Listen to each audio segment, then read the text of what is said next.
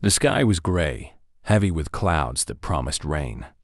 Officer David Carter sat in his patrol car, parked on the side of the road, his mind wandering back to the events of the past few years. A seasoned officer, David had seen all types of people, but there was one arrest that haunted him more than any other. The day he unjustly arrested a man named Joshua Lewis. Joshua had been walking home from work late at night when David, fueled by assumptions and prejudice, had stopped him, questioning his every move. Despite Joshua's calm demeanor and cooperation, David had taken him into custody, accusing him of theft based on nothing more than a hunch. Joshua had spent the night in jail before the truth came out. He was innocent. The charges were dropped, but the damage was done.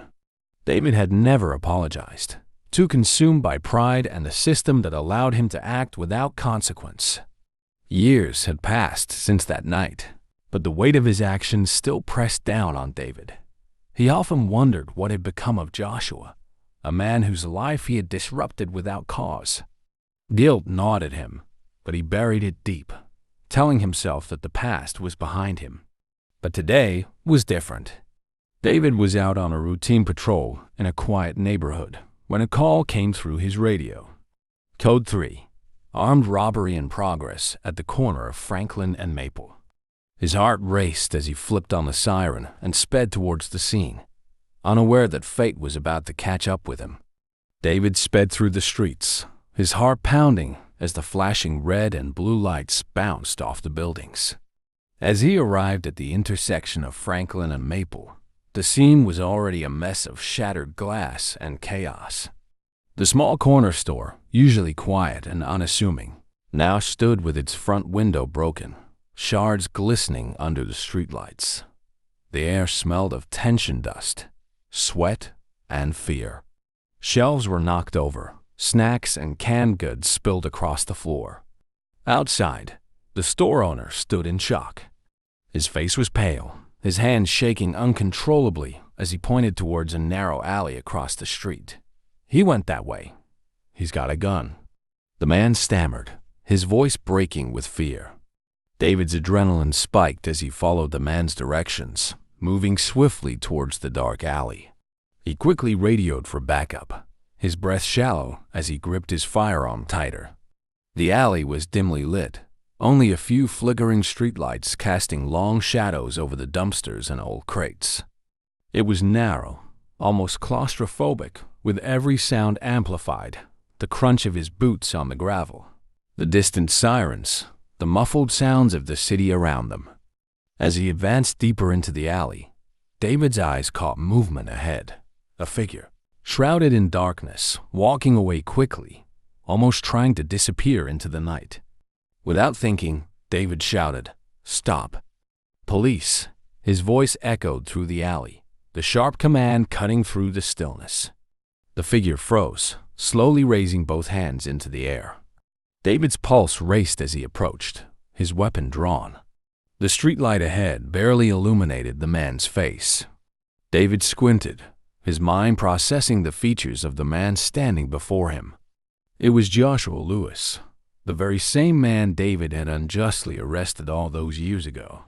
The weight of recognition slammed into him, but Joshua remained still, his hands high in the air, his expression one of calm disbelief. For a brief moment, neither spoke. The tension in the air was suffocating. "Joshua?" David finally managed to say, his voice trembling. The memories flooded his mind, how he had humiliated this man, arrested him without any evidence, acting purely on assumption. He had never apologized, never even looked back. Joshua's eyes locked on David's. There was no fear in them, just a strained resignation. "Yeah," Joshua said quietly. "It's me. I didn't do anything, Officer Carter. I'm just trying to get home." David's mind whirled. What were the chances? Of all the places, of all the people, Joshua, once again in front of him, once again under suspicion. He felt the heavy burden of his past mistakes, the weight of his guilt pressing down harder with each second. Joshua slowly turned, keeping his hands up. His voice was calm, but there was a hardness behind it, a quiet strength. "I'm not carrying anything. You can search me, but I swear, I'm innocent." David hesitated, his gun still drawn, his mind torn between his duty and the overwhelming guilt he felt. Joshua was willingly surrendering, but David had to ask himself, could he really put this man through the same hell again? Just as he lowered his weapon slightly, a deafening sound tore through the alley, a gunshot. The noise echoed off the walls, and both men instinctively dropped to the ground. The shot hadn't come from Joshua, it came from deeper in the shadows, where the real danger lurked. David's heart raced, his senses heightened as he tried to locate the shooter. He turned towards Joshua, who had also ducked for cover, eyes wide, but calm under the circumstances. They exchanged a look. This time, it wasn't a look of suspicion, but one of mutual understanding. "Stay down," David ordered, his voice firm, though his hands trembled slightly. He scanned the alley, realizing the situation had just become far more dangerous than he had anticipated.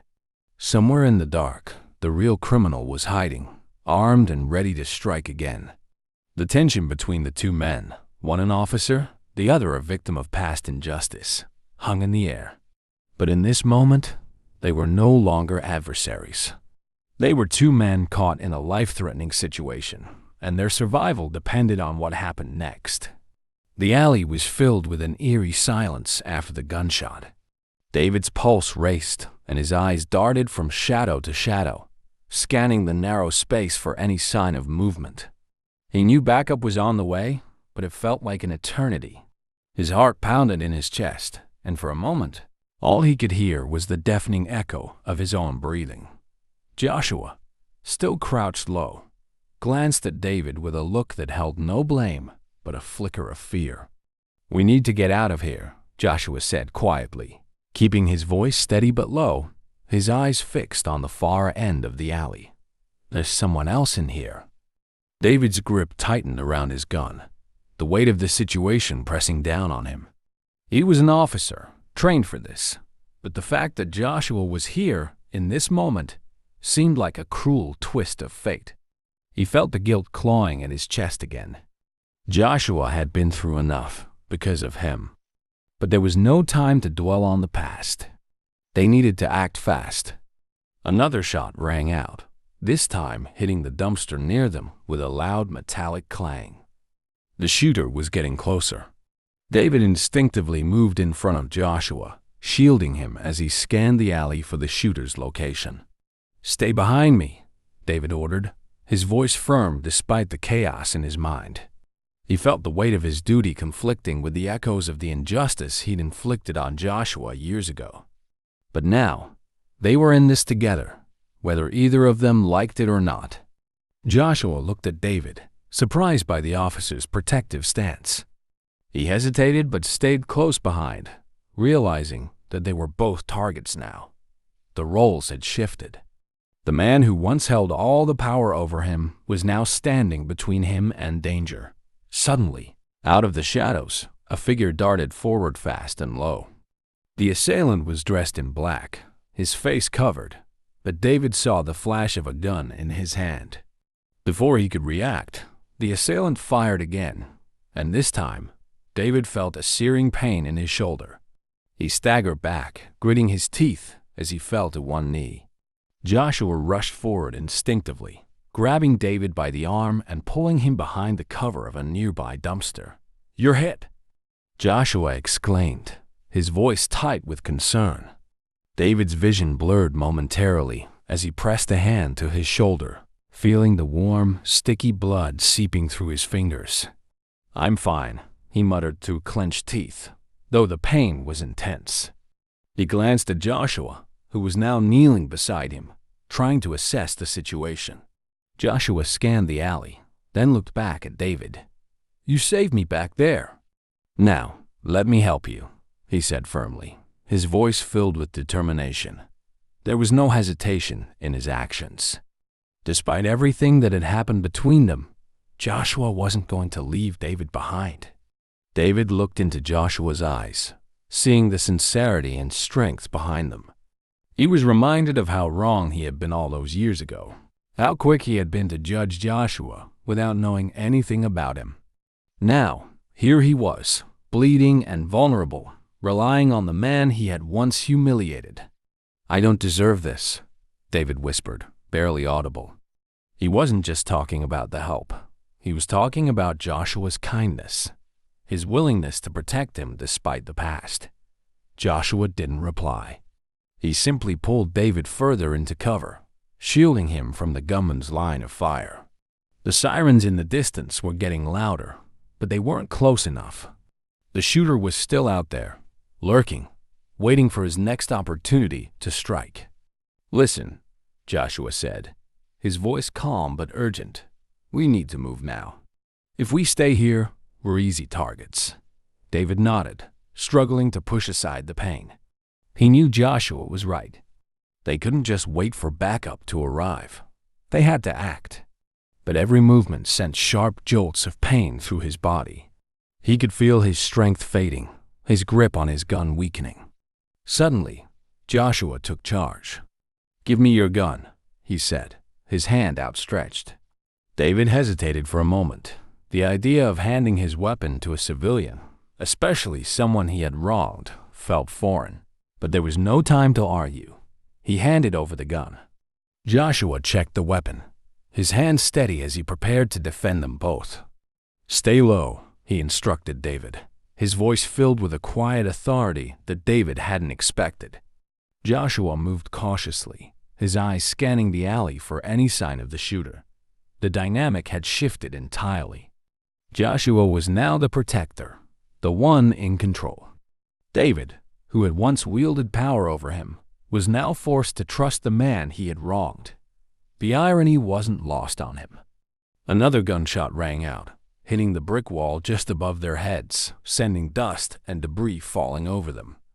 Joshua didn't flinch.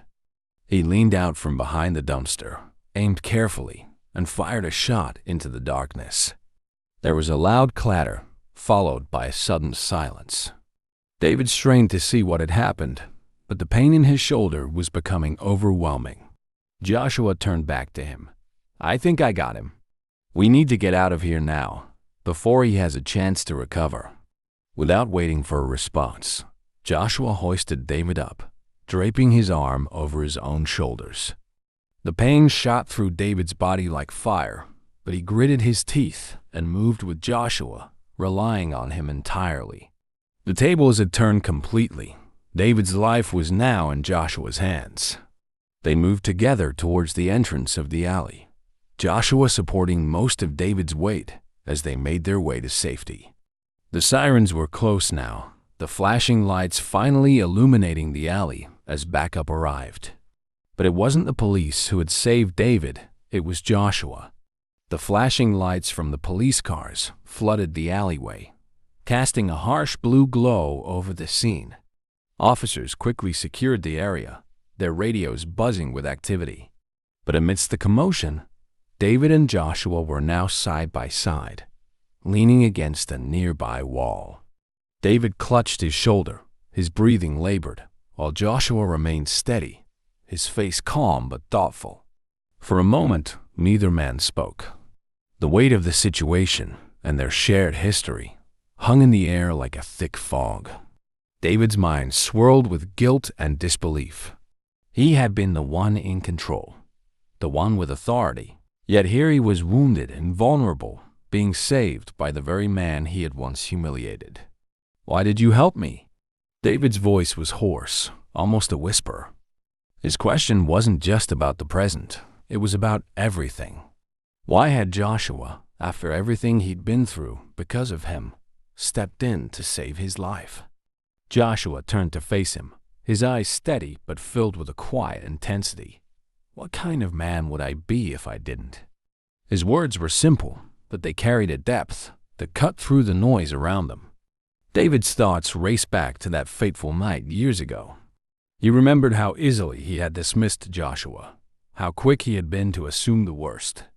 The system had backed him up, reinforcing his prejudices, making it easier to act without consequence. He had moved on, but clearly, Joshua had not. "I ruined your life," David said, his voice trembling slightly. His hand pressed harder against his bleeding shoulder, though the pain of guilt was sharper than the physical wound. "You didn't deserve what I did to you." Joshua stayed silent for a moment, as if weighing his response. His eyes never left David's. "You're right. I didn't. But what good does it do to hold on to that? You made a mistake, a bad one. But now you have to live with it, just like I had to." David felt a lump in his throat. He had never been confronted like this before directly, without anger or spite, but with a brutal honesty that made it impossible to hide from the truth. He had always seen himself as a good cop, someone who made tough decisions in a tough job. But in that moment, he realized just how much damage his assumptions had caused. Before he could respond, an officer approached, interrupting the conversation. "We've secured the area. The suspect's down," the officer said, glancing at David's wound. "We're calling an ambulance." David nodded but didn't say anything. His mind was still on Joshua, the man who had every right to leave him to die, but chose instead to step in and save his life. The paramedics arrived quickly, and one of them began tending to David's wound. As they worked, David noticed Joshua standing nearby, watching the scene unfold. The calmness in Joshua's expression spoke volumes. He wasn't looking for recognition or thanks. He had done what was right, even when he had every reason not to. The irony wasn't lost on David. Here was a man who had been wronged by the very system David represented. Yet Joshua had acted with more integrity than he himself had shown that night years ago. As the paramedics lifted David onto a stretcher, preparing to take him to the hospital, he reached out towards Joshua. "I owe you more than an apology, Joshua," David said, his voice barely above a whisper. "I know it's not enough, but I need you to know that I'll spend the rest of my life making up for what I did." Joshua gave a small nod, but there was a sadness in his eyes. "Apologies are a start, Officer Carter. But what really matters is what you do next." Before we continue with this powerful story, don't forget to like and subscribe to the channel. That's how you can contribute and help us keep bringing you meaningful stories about justice and overcoming challenges. Click the subscribe button now and turn on notifications so you don't miss what's coming next. Let's continue. Those words lingered in David's mind as he was loaded into the ambulance. What he did next, that was what truly mattered. He had been given a second chance, not just to survive, but to change, to make amends. Joshua watched the ambulance pull away, his mind heavy with thoughts. There was no denying that what had happened tonight was a stark reminder of the past. He had spent years trying to move on, building a life for himself after the trauma of that wrongful arrest. Yet, fate had brought him face to face with David again, in a situation that seemed almost designed to force them both to confront their past. As the flashing lights faded into the distance, Joshua took a deep breath. He had saved a life tonight, but the real challenge wasn't over for either of them. David had to live with the guilt of his actions, and Joshua had to decide how to move forward, whether he could truly let go of the anger that had lingered for so long. The night was quiet again, but nothing felt the same. Weeks passed since the night of the shooting, and David found himself replaying the events over and over. His wound had healed, but the emotional weight was far heavier. He spent long hours in physical therapy, but the real struggle was internal, the guilt and the desire to make things right. His career, once so straightforward, now felt tainted by his past actions. David tried to move forward, even reaching out to Joshua through a mutual acquaintance, offering to meet for coffee. He wanted to apologize properly, to begin the process of redemption. Joshua had agreed, though cautiously, and they met in a small cafe on the edge of town. David was nervous, unsure of what to expect. The air in the cafe was thick with unspoken tension. Joshua sat across from him, his expression neutral, but his eyes spoke of someone who had lived through pain, betrayal, and now stood cautiously at the edge of forgiveness. David took a deep breath and began. "I know it can't fix everything, but I want you to know how sorry I am," David said, his voice steady, though there was a rawness beneath it. "I should have known better back then. I was blinded by my own prejudices. But I want to make amends, if that's even possible." Joshua listened, his hands folded on the table in front of him. There was no anger in his face, just a calmness that unnerved David. "It's not just about saying sorry, David," Joshua finally said, his voice low and measured. "It's about what you're going to do with that guilt." Words are cheap. David nodded, feeling the weight of the truth in Joshua's words. "I've been thinking about that. I want to use my position to make things better. I know I've contributed to the problem, but I also believe I can be part of the solution. Maybe we could work together on that." Joshua raised an eyebrow, surprised. "Work together? I mean it. I've been looking into ways to address racial profiling in the department, to bring real changes. But I can't do it alone," David explained, his voice gaining strength as he spoke. "You've lived this. You know better than anyone what needs to change." For the first time, Joshua's expression softened.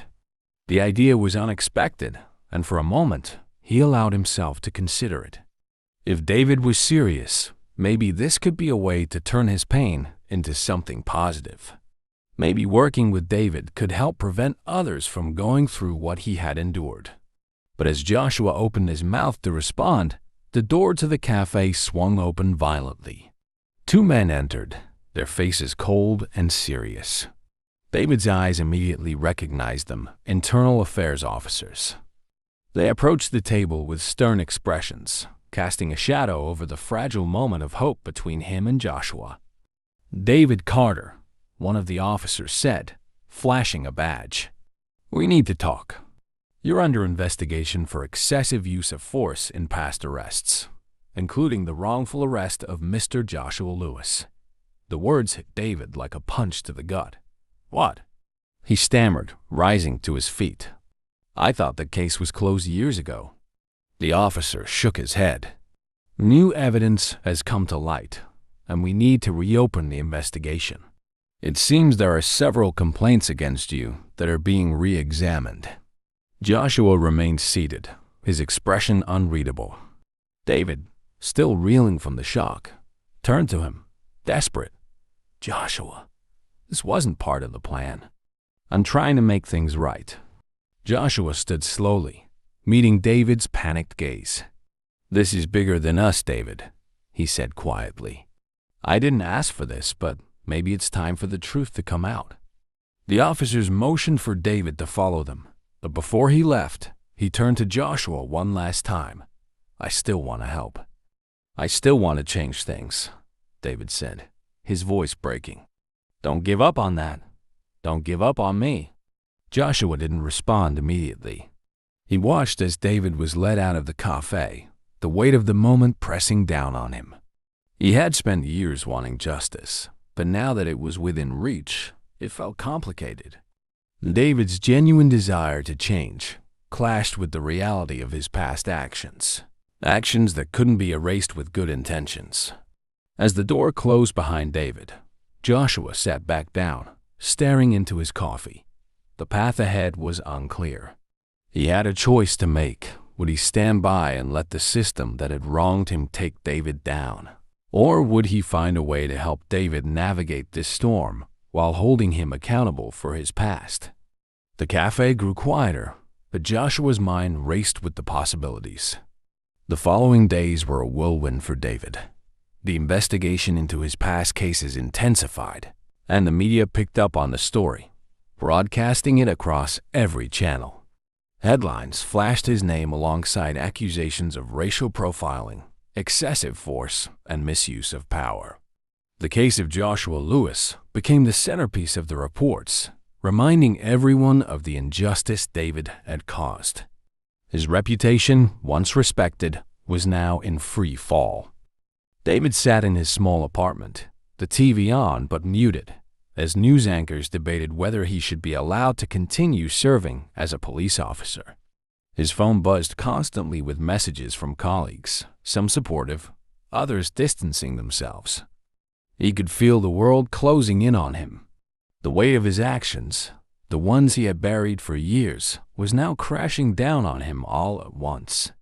His suspension from the force only deepened the isolation. David had dedicated his entire life to the police department, believing that he was upholding justice. Now, that belief was shattered, and he was left to confront the reality of his past. The conversations he'd had with Joshua kept replaying in his mind.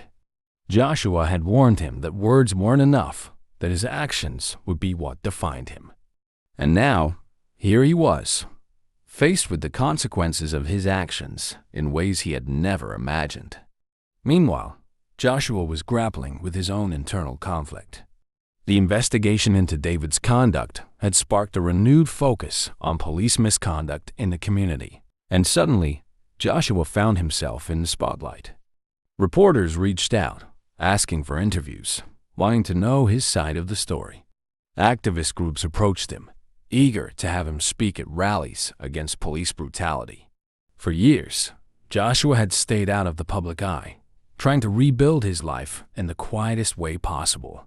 But now, he was being thrust into the center of a movement he hadn't asked for. It was a heavy burden, one he wasn't sure he was ready to carry. Yet, at the same time, he couldn't ignore the opportunity before him. The chance to stand up and finally speak out against the injustice he had suffered, and that so many others continued to suffer. One evening, Joshua sat in his apartment, his phone ringing off the hook with calls from reporters and activists. He ignored most of them, too overwhelmed to respond. He looked out the window, the city lights twinkling in the distance, and thought about David. The man who had wronged him so deeply was now being held accountable, yet Joshua couldn't shake the feeling that David was genuinely trying to change. Joshua picked up his phone and, after hesitating for a moment, scrolled through his contacts until he found David's number. He knew David was likely at his lowest point, suspended from his job and facing public scrutiny. But he also knew that if David was serious about making amends, this was the time to find out. When David answered, his voice was quiet, almost defeated. "Joshua," he said, barely above a whisper. "I didn't think I'd hear from you again." Joshua took a deep breath. "I've been thinking," he began, his tone measured but firm. "I've been watching everything unfold. I've seen the news, the investigation. I know things are bad for you right now." David let out a bitter laugh. "That's an understatement. My life's falling apart, and I've only got myself to blame." There was a long pause before Joshua spoke again. "You said you wanted to make things right, that you wanted to help fix the system." "I do," David replied quickly, his voice gaining strength. "I meant every word. I want to make real change, Joshua, but right now, I don't know how to do that. I've lost everything." Joshua nodded to himself, understanding the weight of David's words. "The truth is, you're part of a bigger problem, David, and fixing it isn't going to be easy. It's going to take more than just you wanting to change. It's going to take action, hard action. You have to be ready for that." David was silent for a moment, but then he spoke, his voice filled with sincerity. "I'm ready. I've lost my job, my reputation, but if there's any chance to make something good come out of this, I'll take it." Joshua considered his words carefully. He had spent so many years harboring anger towards David, towards the system that had wronged him. But now, in this moment, he felt a glimmer of something else, an opportunity to turn his pain into something productive. Maybe, just maybe, David could be part of that change. "I want to believe you," Joshua said finally, "but you have to prove it. Not to me, but to the people who've been hurt by this system. I'm willing to stand with you, David, but only if you're truly ready to fight for something bigger than yourself." David's breath caught in his throat. Joshua was offering him a lifeline, a chance not only at redemption, but at real, meaningful change. "I won't let you down," David said, his voice filled with determination. "I'm ready to fight." But Joshua wasn't done. "This isn't just about you making up for the past," he warned. "If we do this, we're going to be standing up against a system that doesn't want to change. You're going to face pushback from inside the department, from people you thought were your allies. Are you really ready for that?" David's mind flashed to his colleagues, some of whom had already distanced themselves from him. The department that had once been his home was now the source of his downfall. But if Joshua was willing to take this step, David knew he couldn't turn back. "I am," David said, his voice steady. "I don't care what it takes. I need to do this." Joshua sighed, knowing that the road ahead would be anything but easy. But for the first time in years, he felt that maybe there was a way forward. Maybe, with David by his side, they could finally begin to dismantle the system that had caused so much pain. The day of the public hearing had finally arrived. The police department, under intense public scrutiny, was holding a community forum to address the accusations of racial profiling and excessive force that had surfaced during the investigation into David's past. The media was buzzing with anticipation. Activists were preparing to speak out, and the city hall was packed with concerned citizens. David stood in the back of the crowded room, his stomach in knots. He had never imagined himself being on this side of the law, facing judgment not from a courtroom, but from the very community he had sworn to protect. His badge had been taken, his uniform replaced by a plain suit, but the weight of his past actions felt heavier than ever. At the front of the room, the police chief sat alongside members of the Internal Affairs Division and city officials, all of them prepared to face the backlash. The tension in the room was palpable, with the air thick with years of unresolved anger and mistrust between the community and the police force. Joshua entered the room quietly, unnoticed by most, and took a seat near the front. His presence, though calm, carried an undeniable weight. He had been asked to speak, to share his story publicly for the first time since the investigation had reopened. Joshua had wrestled with the decision for days. Standing in front of this crowd, he wasn't just confronting David. He was confronting a system that had failed him and so many others. The hearing began with opening statements from city officials, followed by speeches from activists who spoke passionately about the long history of racial injustice in the police department. David watched as the room grew more heated, emotions rising as speaker after speaker detailed the pain and suffering caused by officers who had abused their power. Finally, Joshua's name was called. All eyes turned to him as he stood up, walking slowly to the front of the room. He could feel the weight of the moment pressing down on him, the collective expectations of those who had been hurt, who wanted to hear the truth from someone who had lived it.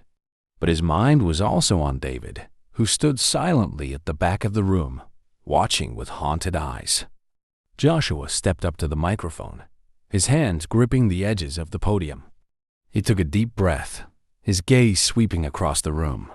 For a moment, the only sound was the quiet shuffling of feet and the murmurs of anticipation. "My name is Joshua Lewis," he began, his voice steady but filled with emotion. "And I'm here to tell you my story." He paused, letting the words sink in before continuing. "Years ago, I was wrongfully arrested by Officer David Carter. I was just walking home from work when he stopped me, assumed the worst about me, and threw me in jail for a crime I didn't commit. That night changed my life. It wasn't just about the arrest, it was about what it represented. The assumption that because of the color of my skin, I must be guilty." The room was silent now, every ear tuned to his voice. "I spent years trying to move on from that night, trying to rebuild my life. But the truth is, the damage was done. That arrest and the way I was treated is something that stays with you. It shapes how you see the world, how you see yourself." David felt his heart sink as Joshua's words hit him. He knew what was coming, and the shame was almost unbearable. But he had to hear this. He needed to understand the full impact of what he had done. "But here's the thing," Joshua continued, his voice growing stronger. "I'm not here just to condemn David. Yes, he wronged me. But this is bigger than him. David was part of a system that allowed this to happen, that allowed officers to act on their biases without consequences. And that's what we need to change." There were murmurs of agreement from the crowd, and Joshua pressed on. "David reached out to me after the investigation started. He apologized, and he's been trying to make amends. But more importantly, he's committed to helping fix this broken system. And that's why I'm here today, not to demand punishment, but to demand change." David's breath caught in his throat. He had expected Joshua to lay into him, to demand justice for what had happened. But instead, Joshua was using this moment to push for something greater than retribution. He was fighting for reform, not revenge. Joshua looked directly at David, locking eyes with him across the room. People like David need to be held accountable, but they also need to be part of the solution. We can't fix this if we don't bring everyone to the table, especially those who were part of the problem. That's how we change things. The room erupted into applause. Some were moved by Joshua's call for unity, while others were clearly divided on whether David deserved a second chance. But the message was clear. Real change wouldn't come from tearing individuals down. It would come from tearing down the system that allowed these injustices to happen in the first place. As the applause died down, Joshua stepped away from the podium, his heart pounding. He had said what needed to be said, and now it was up to the community, the officials, and even David himself to decide what would happen next. David stood in the back, his chest tight with emotion. Joshua had just handed him the greatest gift he could imagine, a chance at redemption, not just for himself, but for the system he had served for so long. It was now up to him to take that opportunity and prove that he was willing to fight for the change Joshua had called for. The hearing wasn't over. There were still questions to be answered, decisions to be made. But in that moment, David knew that the path forward, however difficult, had finally been illuminated. As the hearing came to a close, the room buzzed with lingering conversations and divided opinions. Some people praised Joshua's message of reform, while others still demanded harsh consequences for the officers involved, including David. The tension in the air remained thick, but something had shifted. A path forward, however fragile, had been laid out. David lingered in the back of the room as people began to leave. His mind was racing, trying to process everything Joshua had said. The shame he felt was still heavy, but beneath it was a flicker of something new hope. Joshua had given him a chance, a path to redemption, but now it was up to him to prove that he was worthy of it. Outside, the air was cool, and the sun had begun to set, casting a golden hue over the city. David stepped out of the building, breathing in deeply as he tried to gather his thoughts. The events of the past weeks had stripped him of everything he thought he knew about himself. He was no longer the officer who believed he was always in the right. He was just a man, deeply flawed, trying to find a way to make amends. As he walked towards his car, he spotted Joshua standing nearby, speaking quietly with a group of activists. David hesitated for a moment, unsure if he should approach. But then, as if sensing his presence, Joshua turned and caught his eye. There was no animosity in his expression, just a quiet understanding. David walked over slowly, his heart pounding with each step. He had spoken with Joshua before, but this moment felt different. Everything was out in the open now. There were no more secrets, no more hiding behind the badge. He was standing face to face with the man he had wronged. "Joshua," David began, his voice hesitant. "I don't know what to say. I didn't expect you to stand up for me like that." Joshua nodded, his gaze steady. "I didn't do it for you, David. I did it for the people who need to see that change is possible, for those who are still suffering under this system." David nodded, understanding.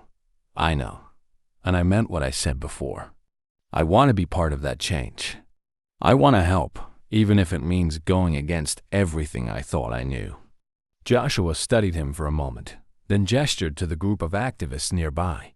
"You want to help? Then come with me. There's a lot of work to be done, and it's going to be hard. People won't trust you at first, and they have every right not to. But if you're serious about making a difference, this is where you start." David's heart raced. He knew this was the moment that would define the rest of his life. He could either walk away, fade into obscurity, and let the weight of his past consume him, or he could step into this new, uncertain future and fight for something bigger than himself. "I'm in," David said firmly, his voice stronger than it had been in weeks. "I'll do whatever it takes," Joshua nodded, a small but meaningful gesture. "Then let's get to work." Over the next few months, David and Joshua worked together, their unlikely partnership gaining attention from both supporters and skeptics. They attended community meetings, spoke at rallies, and met with police officials to discuss reform. It wasn't easy. David faced intense backlash from fellow officers, many of whom felt betrayed by his newfound activism. But he pressed on, knowing that this was the path he had chosen. Joshua, too, found himself in a new role, one he had never expected. He became a voice for those who had been silenced, using his story not just to confront the past, but to push for a future where such injustices would no longer be tolerated. Together, he and David worked to bridge the gap between the community and the police force, challenging both sides to confront uncomfortable truths and embrace the possibility of change. There were setbacks along the way, moments when David doubted whether he could ever truly earn the trust of the people he had wronged. But with Joshua's guidance, he learned to listen, to take responsibility for his actions, and to use his position to advocate for meaningful reform. The journey was far from over, but as time passed, David began to see glimmers of hope. The community started to respond to his efforts, slowly, cautiously. He knew that full redemption might never come, but that wasn't the point anymore. What mattered was that he was fighting for something bigger than his own guilt. One evening, months after the hearing, David and Joshua found themselves sitting on the steps of City Hall after another long meeting with police officials. The night was quiet, and the stars twinkled faintly above them. "You ever think we'd end up here?" David asked, a faint smile on his face. Joshua chuckled softly. "Not in a million years." David looked up at the sky, letting the weight of everything settle over him. "I still have a long way to go," he said quietly. "I know I can't fix what I did, but I'm trying." Joshua nodded. "That's all anyone can ask." The two men sat in silence for a while, the weight of their shared journey hanging in the air between them. They were an unlikely pair, bound together by a painful history, but now working side by side to forge a better future. As the city lights flickered in the distance, David felt something he hadn't in a long time, a sense of purpose, of hope. It wasn't about erasing the past, but about building something better from the ruins. And for the first time, he felt like he was on the right path. In the end, the true battle isn't just between two men. It's about changing the system that failed them both. This story reminds us that redemption is possible, but it takes courage and action. As they work together to forge a better future, we're reminded that real change starts with each of us. If this story resonated with you, don't forget to like the video, subscribe for more powerful stories of justice and redemption, and share your thoughts in the comments below. Let's keep the conversation going.